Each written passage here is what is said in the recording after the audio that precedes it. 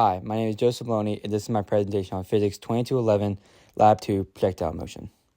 So for the purpose of this experiment is to compare an experimental model of projectile motion to the computational model developed in GlowScript, with one having gravity as the only acting force and the other having drag and gravity as acting forces.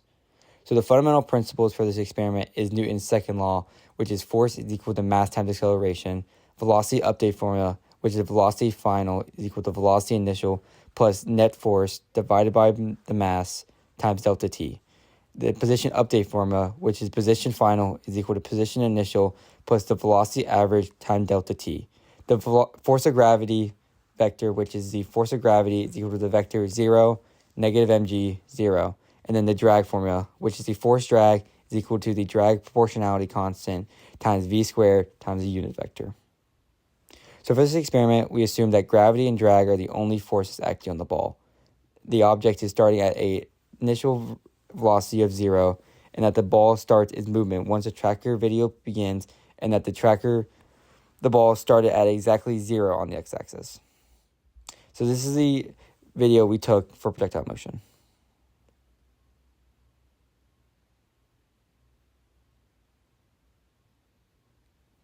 So for this experiment, we can see that it's in projectile motion because it has a trajectory and it's a falling. We also see that the projectile is at a constant x velocity because of the linear graph that's produced between x and t.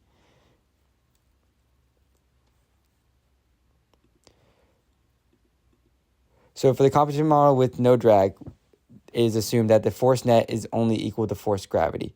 So for the initial conditions of this experiment, the ball position is vector 0, 0.35123390, and the ball velocity is equal to the vector 1.544 and 1.157. Next, for the net force with no drag, the only net force acting on the object is the gravity vector, which is the vector 0, negative ball mass times gravity.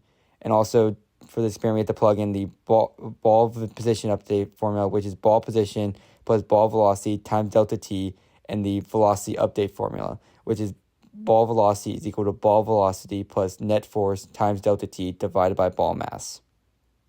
So for a computation model with drag, the net force is equal to the force of gravity minus the force drag, because the drag is in the opposite direction of gravity. So for this experiment, we have the same initial starting conditions, but our proportionality constant for the drag force is B is equal to 0.1, and that we also have to change the net force because then we introduce drag. So for the calculate drag, we have to include speed, which is equal to magnitude of the ball velocity, the drag direction, which is the norm of the ball velocity, and if the speed is equal to 0, the vector is 0, 0, 0. And then we have the force drag, which is the drag proportionality constant times the speed squared times the drag direction, or the unit vector. Also, our force net, we also still have to include the force net of the vector gravity, but to include this time we have to include the force drag. Also, we still are including our velocity update formula and our position update formula. So after computing all these models, we reach this graph.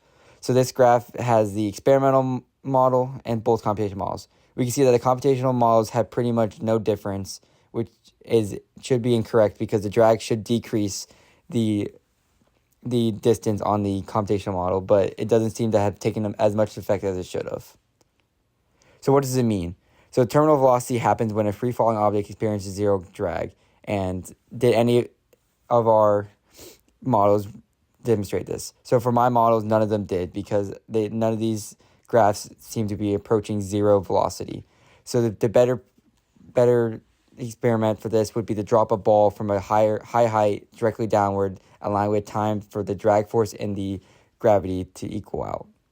So if we were to throw an object, though, straight up with the same initial speed as an experiment, would it take longer to reach the ground as the original experiment? So if we were to throw it straight up, it would take longer because the original experiment only really calculates it coming downward, compared to if we were just throw it straight up, we would have to also include the time for it to go up at the time it reaches at its point and to fall back down. Thank you.